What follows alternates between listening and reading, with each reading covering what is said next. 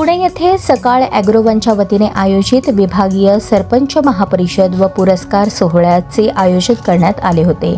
संगमवाडी येथील डेक्कन कॉलेजच्या सभागृहात पार पडलेल्या या परिषदेत पुणे, सातारा, सोलापूर आणि अहिल्यानगर जिल्ह्यातील 500हून अधिक निवडक सरपंच सहभागी झाले. या कार्यक्रमात विविध क्षेत्रात उल्लेखनीय कार्य करणाऱ्या सरपंचांचा पुरस्कार देऊन गौरव करण्यात आला.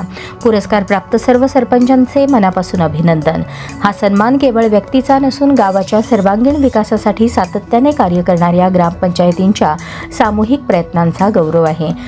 ग्रामीण विकासाला नवी दिशा देणारा हा उपक्रम आयोजित केल्याबद्दल सकाळ ॲग्रोवनचे अभिनंदन. या परिषदेत ग्रामविकास आणि शेती व्यवस्थापन या विषयांमध्ये सरपंचांना सक्षम करण्याच्या उद्देशाने विविध विषयांवर मार्गदर्शन करण्यात आले.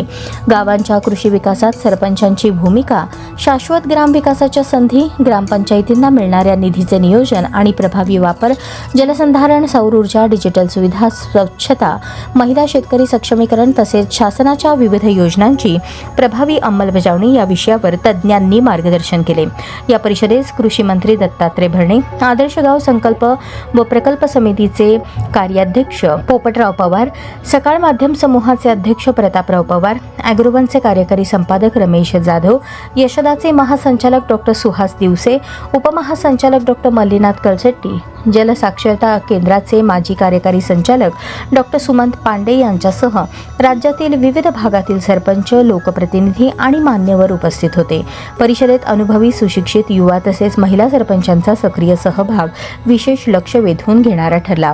सरपंचांसाठी आयोजित विशेष लकी ड्रॉमध्ये विजेत्या सरपंचाला रॉयल एनफील्ड बुलेट भेट देण्यात येणार आहे.